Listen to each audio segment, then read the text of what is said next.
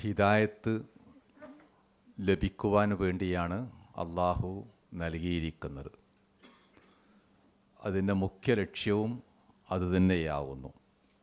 യഹ്ദീലില്ലത്തി ഹിയ അഖ്വം എന്ന വാക്ക് നമുക്ക് ഓർമ്മയുണ്ടായിരിക്കും. അതിൻ്റെ അടിസ്ഥാനത്തിൽ ഖുർആൻ പഠിക്കുകയും അത് പഠിപ്പിക്കുകയും അതിന് വിശദീകരണവും വ്യാഖ്യാനവും നൽകുകയും ചെയ്യുക എന്നത് 1-ാം നൂറ്റാണ്ട് മുതൽ തന്നെ തുടങ്ങിയിരിക്കുന്ന ഒരു സംഗതിയാണ്. കിതാബുൻ അൻസൽനാഹു ഇലൈക ലിയദ്ദബ്ബറു ആയാത്തിഹി വലിയതദക്കറ ഉലുൽ അൽബാബ് എന്ന് സൂറ സ്വാദ് 29-ാം വചനം അറിയിക്കുന്നുണ്ട്. 2 ദൗത്യങ്ങളാണ് ഖുർആനെ മുൻനിർത്തി അവിടെ അള്ളാഹു പരാമർശിക്കുന്നത്. ഒന്ന്, യദ്ദബ്ബറു ആയാത്തിഹി, അള്ളാഹുവിൻ്റെ ആയത്തുകളെ ആഴത്തിൽ ചിന്തിക്കേണ്ടതുണ്ട്.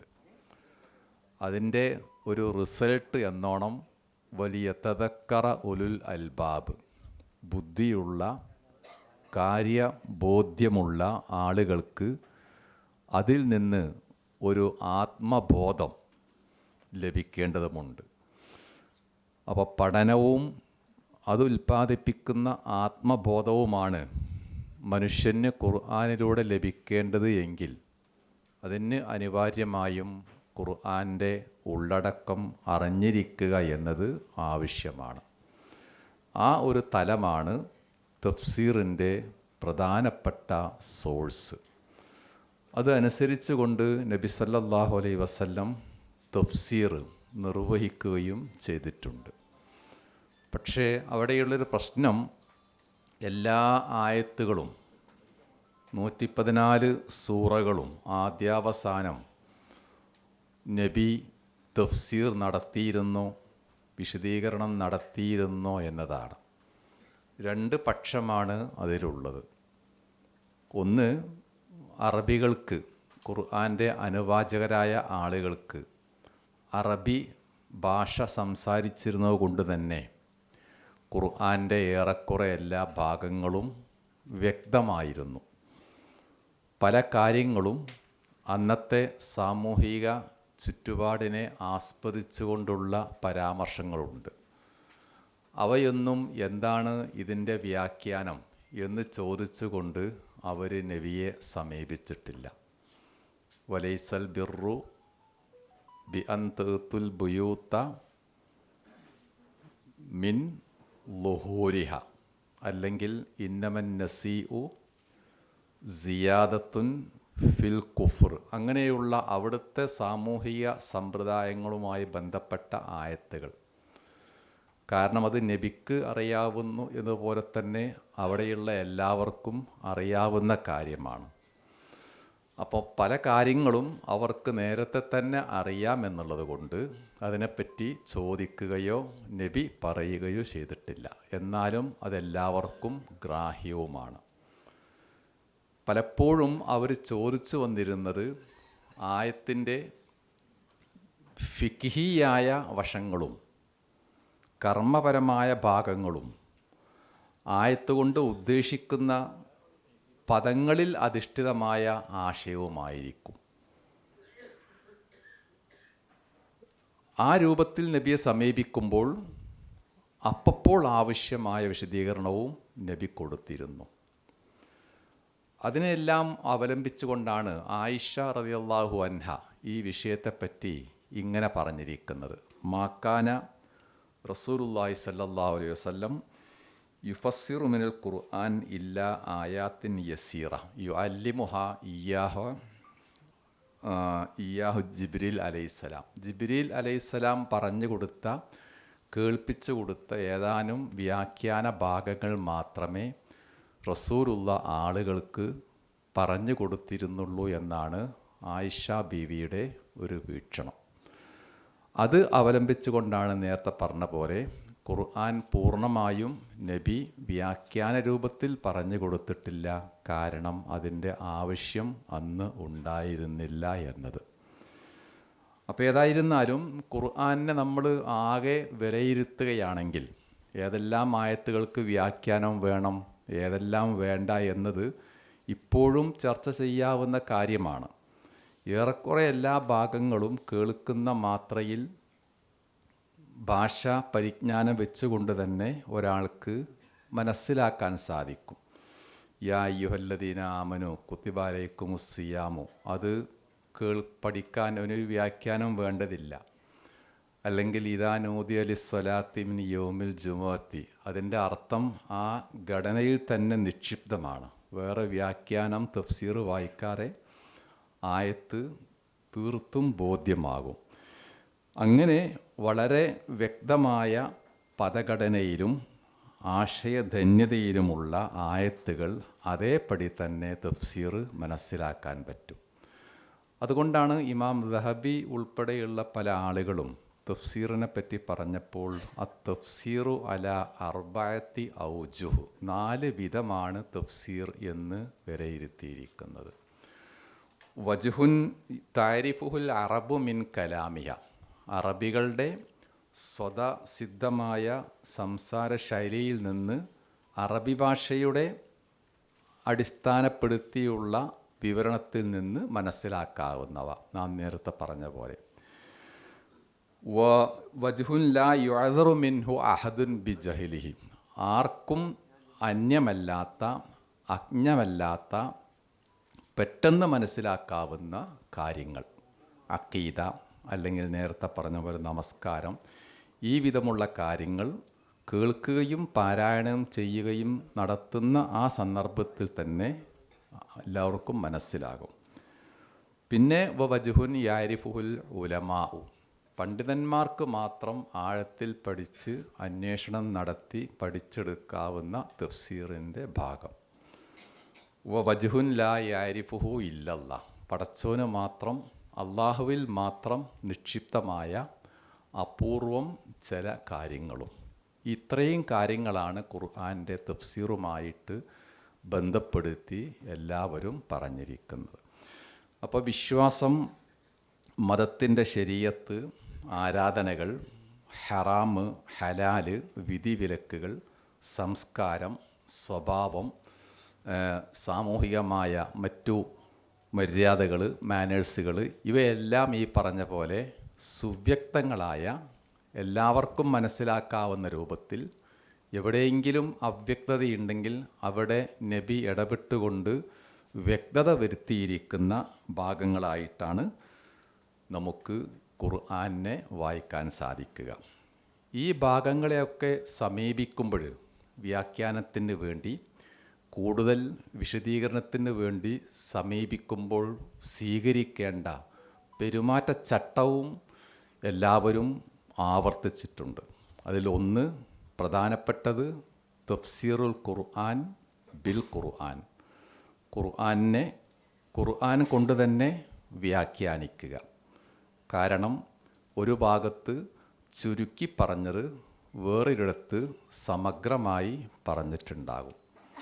ഒരു ഭാഗത്ത് നിരുപാധികമായി പ്രസ്താവിച്ചിരിക്കുന്നത് മറ്റൊരിടത്ത് ഉപാധികൾ വെച്ച് വിവരിച്ചിട്ടുണ്ടാകും. ഒരു ഭാഗത്ത് പ്രത്യേകമായ ഒരു പരിധിക്കകത്ത് ഖാസായി പറഞ്ഞതിന് കുറച്ചുകൂടി ഒരു വ്യാപന സ്വഭാവം ഒരു ആം വേറെ സ്ഥലത്ത് നൽകിയിട്ടുണ്ടാകും. വിവാഹം, അതുപോലെ കുടുംബജീവിതം, തലാക്ക്, അപ്രകാരം തന്നെ അനന്തരാവകാശം തുടങ്ങിയുള്ള പല വിധി വിലക്കുകളും ഈ രൂപത്തിൽ ഒന്നിൽ അധികം സ്ഥലങ്ങളിൽ വേറെ വേറെ അധ്യായങ്ങളിലായിട്ട് ഖുർആൻ വിവരിച്ചത് നമുക്കെല്ലാം പെട്ടെന്ന് റഫർ ചെയ്യാവുന്ന കാര്യങ്ങളുമാണ്. അത് കഴിഞ്ഞാൽ രണ്ടാമത്തെ വ്യാഖ്യാനത്തിൻ്റെ രണ്ടാമത്തെ സോഴ്സായിട്ട് പറയുന്നതും നാം അറിഞ്ഞിരിക്കേണ്ടതും സുന്നത്തുർ റസൂൽ, റസൂലുള്ളാഹി സല്ലല്ലാഹു അലൈഹി വസല്ലമയുടെ തിരു സുന്നത്താണ്. കാരണം അദ്ദേഹമാണ് ഖുർആൻ്റെ ഒന്നാമത്തെ അധ്യാപകൻ. യാ അയ്യുഹർ റസൂലു ബല്യഗ് മാ ഉൻസില ഇലൈക മിർ റബ്ബിക എന്ന ആയത്ത് അത് സാക്ഷ്യപ്പെടുത്തുന്നുണ്ട്.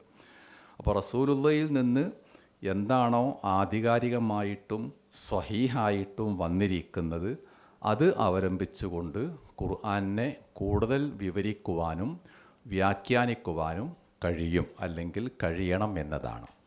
മൂന്നാമത്തെ ഭാഗമായിട്ട് എല്ലാവരും പറയുന്നത് അഫ്കാറു ഔ ആറാഉ അസ്വഹാബ.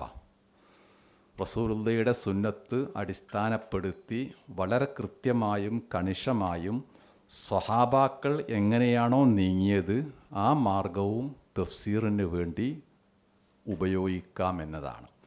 റസൂൽ സല്ലല്ലാഹു അലൈഹി വസല്ലമയുടെ മരണശേഷം ആളുകൾ കൂടുകയും പല ഭാഗത്തു നിന്ന് മുസ്ലിങ്ങൾ ഇസ്ലാമിലേക്ക് ആളുകൾ വരികയും ചെയ്തപ്പോൾ ഖുർആൻ പഠിപ്പിക്കാൻ വേണ്ടി പ്രധാനപ്പെട്ട മദാരിസു തഫ്സീർ എന്നറിയപ്പെടുന്ന കേന്ദ്രങ്ങൾ നാട്ടിൽ ഉണ്ടായിരുന്നു എന്നാണ് പറയുന്നത്. മക്കയിലുള്ള പഠന കേന്ദ്രത്തിന് ഉബയ്യ് ഇബ്നു കഅബ് റളിയല്ലാഹു അൻഹു ആയിരുന്നു നേതൃത്വം നൽകിയത്. അതുപോലെ മദീനയിലുള്ള കേന്ദ്രത്തിന് ഇബ്നു അബ്ബാസ് റളിയല്ലാഹു അൻഹു ആയിരുന്നു നേതൃത്വം നൽകിയത്. കൂഫയിലുള്ള പഠന കേന്ദ്രത്തിന് ഇബ്നു മസ്ഊദ് റളിയല്ലാഹു അൻഹു ആയിരുന്നു നേതൃത്വം നൽകിയത്. ഇങ്ങനെ ആദ്യകാല സ്വഹാബിമാരാണ് എല്ലാം കൊണ്ടും ഈ രംഗത്ത് പൂർണ്ണമായിട്ടും അവലംബിക്കാവുന്നവർ. തഫ്സീറിലും അതുപോലെ ഹദീസിലും ഫിഖ്ഹിലുമൊക്കെ ഈ പറഞ്ഞ മുൻനിര സീനിയർ സ്വഹാബിമാരുടെ സാന്നിധ്യം വളരെ ശ്രദ്ധേയവുമാണ്. ഇപ്പോൾ 4 മദ്ഹബുകളെ നാം പഠിക്കുകയാണെങ്കിൽ അവരുടെയൊക്കെ ചിന്തയുടെ റൂട്ട്, വേര് കിടക്കുന്നത് ഈ പറഞ്ഞ സ്വഹാബികളിലായിരിക്കും. ഇമാം ഷാഫിയുടെ ഏറെക്കുറെ എല്ലാ തീരുമാനങ്ങളും പഠനങ്ങളും ചിന്തകളും എത്തുന്നത് ഇബ്നു അബ്ബാസിലേക്കായിരിക്കും. ഇമാം അബൂ ഹനീഫയുടേത് എത്തുന്നത് ഇബ്നു മസ്ഊദ് റളിയല്ലാഹു അൻഹുവിലേക്കായിരിക്കും. അതുപോലെ തന്നെ ഇബ്നു ഉമറിലേക്കാണ് ഇമാം മാലിക്കിൻ്റെ ചിന്തകളൊക്കെ എത്തിച്ചേരുന്നത്. അങ്ങനെ അബ്ദുല്ലാഹിബിന് ഉമർ, അബ്ദുല്ലാഹിബിന് അബ്ബാസ്, അബ്ദുല്ലാഹിബിന് മസ്ഊദ്, അബ്ദുല്ലാഹിബിന് സുബൈർ തുടങ്ങിയുള്ള ഈ ആളുകളിലേക്കാണ് തഫ്സീറിൻ്റെയും പ്രധാനപ്പെട്ട വേരുകൾ പോകുന്നത് എന്നതർത്ഥം. നാലാമതായിട്ട് പിന്നെ പറയുന്നത് ആറാഉ അസ് താബിഈൻ എന്നതാണ്. സഹാബകൾക്ക് ശേഷമുള്ള തലമുറ താബികൾ, അവരുടെ അഭിപ്രായങ്ങളും സ്വീകരിക്കാം എന്നതാണ്. പക്ഷെ അവിടെ പണ്ഡിതന്മാർക്ക് എതിർവീക്ഷണമുണ്ട്. ഈ കാലഘട്ടത്തിലാണ് ഇസ്രാഈലിയാത്ത് അതിൻ്റെ സാന്നിധ്യം തഫ്സീർ രംഗത്ത് ഉണ്ടാവുന്നത് എന്നതാണ് കാരണം. അതിന് കാരണം ഒരു ഹിജറ 20-30 കൂടെ തന്നെ റോമിൻ്റെയും പേർഷ്യയുടെയും ഈജിപ്തിൻ്റെയൊക്കെ പല ദിശകളിലേക്ക് മുസ്ലിങ്ങൾ വ്യാപിക്കുകയും അവിടുത്തെ ആളുകൾ ഇവിടേക്ക് വരികയും ചെയ്തു. സ്വാഭാവികമായും അഹ്ലു കിതാബിൽപ്പെട്ട പല ആളുകളും ഇങ്ങനെ മുസ്ലിങ്ങളായി. പേരിൽ അവർ ഇസ്ലാമായെങ്കിലും അവരുടെ പഴയ ചിന്താധാരകൾ കൊണ്ടായിരുന്നു അവർ ഇസ്ലാമിലേക്ക് വന്നത്. അപ്പം അന്ന് നിലവിലുണ്ടായിരുന്ന ഇസ്രായേലി കഥകൾ പലതും ഖുർആന് വ്യാഖ്യാനം നൽകാൻ വേണ്ടി അവർ പറഞ്ഞു കൊടുത്തു. സാധുക്കളായ മുസ്ലിങ്ങൾ അത് സ്വീകരിക്കുകയും ചെയ്തു. ഖുർആൻ്റെ ഒരു പ്രത്യേകതയും ബൈബിൾ തൗറാത്തിൻ്റെ പ്രത്യേകതയും ഇവിടെ അറിഞ്ഞിരിക്കേണ്ടതുണ്ട്. ബൈബിളിലും തൗറാത്തിലും കൂടുതലും കഥകളാണ്. പൊരുപ്പിച്ച് പറഞ്ഞ കഥകൾ തൗറാത്തിലുള്ളതിന് പുറമെ അന്നത്തെ പോപ്പുമാരും കൂട്ടിക്കൊടുത്തിരുന്നു. ഈസാ നബി സൃഷ്ടിച്ചിരിക്കുന്ന പക്ഷിയുടെ പേര് ഖുർആനിൽ പറഞ്ഞിട്ടില്ല. പക്ഷെ അതിന് വീണ്ടും വ്യാഖ്യാനം പല തഫ്സീറിലും കാണാം. അത് ഹുഫാഷ്, വവ്വാലാണ്, അതാണ്, ഇതാണ്, ഇങ്ങനെയൊക്കെ പറഞ്ഞുകൊണ്ടുള്ള ആഖ്യാനങ്ങൾ വന്നിരിക്കുന്നത് ഈ പറഞ്ഞ സോഴ്സുകളിൽ നിന്നാണ്. കഥയുണ്ടാക്കുക എന്നത് ഇതിൻ്റെ പിന്നിൽ ഭംഗിയായി നടന്നിരിക്കുന്ന ഒരു കാര്യമാണ്. ഖുർആനാവട്ടെ അങ്ങനെ ഒരു കഥകൾക്ക് പ്രാമുഖ്യം കൊടുക്കുന്നുമില്ല. ആ വിഷയത്തിലുള്ള മുഖ്യമായ തീം എന്താണോ അത് ആളുകളെ ബോധ്യപ്പെടുത്തുക എന്നതാണ് ഖുർആൻ്റെ മൊത്തത്തിലുള്ള ഒരു ഇടപെടൽ.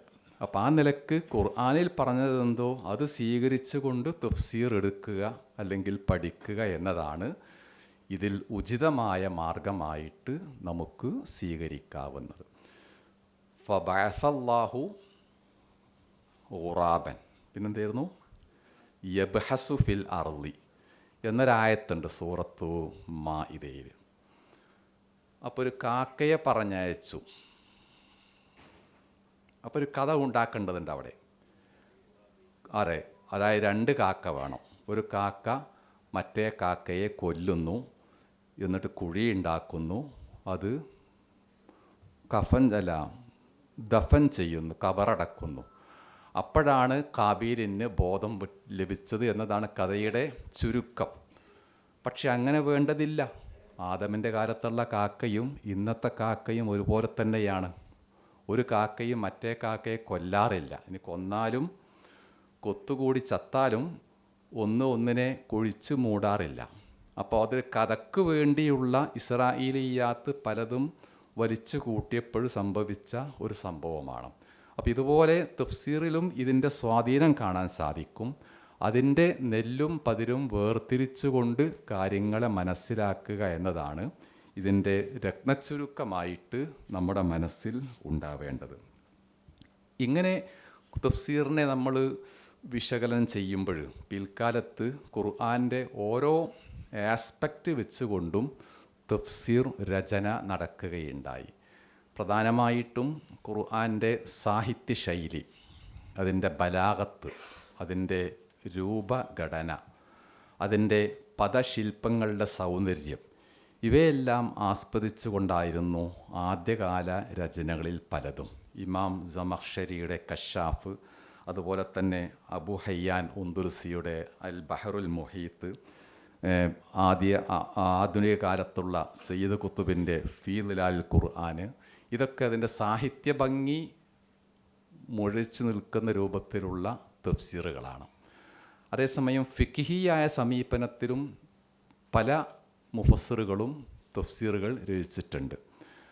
നമ്മൾ പറയുന്ന പോലെ അൽ ജാമിൽ അഹ്കാമിൽ ഖുർആൻ ഇമാം ഖുർത്തുബിയുടേത്, അതുപോലെ അഹ്കാമുൽ ഖുർആൻ ഇമാം ജസ്സാസ്, അതേ പേരിലുള്ള ഇബ്നുൽ അറബിയുടെ വേറൊരു ഗ്രന്ഥം, അതുപോലെ തന്നെ മുഹമ്മദ് അലി സാബൂനി ആയാത്ത് തഫ്സീറു ആയാത്തിൽ അഹ്കാം തുടങ്ങിയുള്ള ഹുക്കുമുകൾ അടിസ്ഥാനപ്പെടുത്തിയുള്ള തഫ്സീറുകൾ ആ നിലക്കുമുണ്ട്.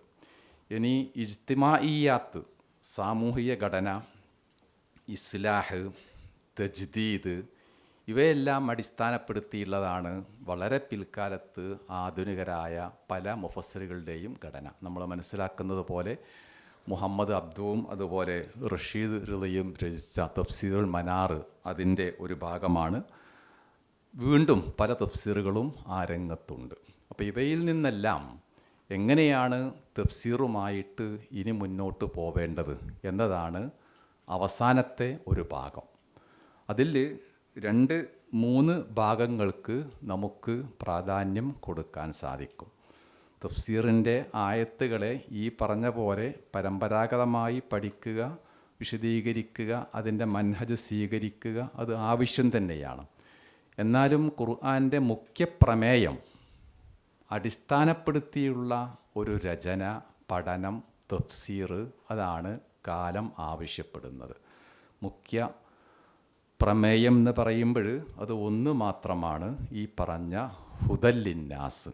അപ്പം എല്ലാ ആയത്തുകൾക്കും ചരിത്രമാണെങ്കിലും ആകാശം, ഭൂമി, കടൽ, കര, മല, കാറ്റ് എന്താണെങ്കിലും അവിടെയൊക്കെ ഹിദായത്തിലേക്കുള്ള ഒരു ചൂണ്ടുവരൽ, ഒരു സൂചന പലയിടത്തായിട്ട് കാണാം. നമുക്ക് പരിചയമുള്ള പല സമാപന വാക്യങ്ങളും ഖുർആനിലുണ്ട്. ലഅല്ലക്കും താരിഫു തുസ്ലിമൂൻ, ലഅല്ലക്കും തുഅ്മിനൂൻ, ലഅല്ലക്കും തത്തക്കൂൻ, തദക്കറൂൻ, ഇങ്ങനെയുള്ള അഫലാ തത്തക്കൂൻ തുടങ്ങിയുള്ള ചിന്തയെയും ബുദ്ധിയെയും അന്വേഷണത്തെയും ഉദ്ദീപിപ്പിക്കുന്ന എല്ലാ വചനങ്ങളും ലക്ഷ്യമിടുന്നത് എന്താണ്? ഈ വായനയിലൂടെ, പഠനത്തിലൂടെ ആളുകൾ എത്തേണ്ടത് ഹിദായത്തിലേക്കായിരിക്കണം എന്ന പ്രധാനപ്പെട്ട കാര്യമാണ്.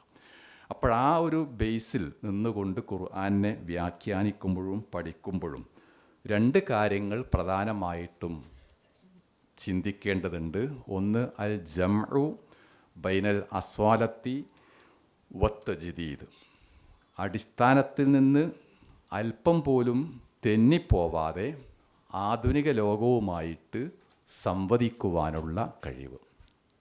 വേറെ ഒന്ന് റബത്തുൽ ഖുർആൻ ബിൽ വാക്യ, ഖുർആൻ്റെ ആയത്തുകളെ വാക്യവുമായിട്ട് ഇപ്പോഴുള്ള സാഹചര്യവുമായിട്ട് ബന്ധിപ്പിച്ച് പഠിക്കുക. ഈ രണ്ട് വിഷയങ്ങളിൽ ഊന്നിക്കൊണ്ട് നാം പറഞ്ഞ ലക്ഷ്യം ഹിദായത്തിലേക്ക് എത്താവുന്ന രൂപത്തിലുള്ള ഒരു വ്യാഖ്യാന, പഠന, മനന, ബോധന, അന്വേഷണ രീതിയാണ് തഫ്സീറിൻ്റെ ഏറ്റവും ഫലപ്രദമായ, ജനങ്ങളെ സ്വാധീനിക്കുന്ന, ലോകത്തിന് ആവശ്യമായ ഒരു ഭാഗമായിട്ട് നമുക്ക് നിർദ്ദേശിക്കുവാനും അഭിപ്രായപ്പെടുവാനുമുള്ളത്. ഇതിലേക്ക് ഇനിയും കൂട്ടിച്ചേർക്കാം. നിങ്ങളുടെ ചിന്തയിലും അന്വേഷണത്തിലുമുള്ള പല കാര്യങ്ങളും ഇതിലേക്ക് കൂട്ടിച്ചേർത്താൽ ഇതിന് പൂർണ്ണത വരും എന്ന് പ്രതീക്ഷിക്കുന്നു. അള്ളാഹു നമ്മയെല്ലാം അനുഗ്രഹിക്കുമാറാവട്ടെ. വസ്സലാമു അലൈക്കും.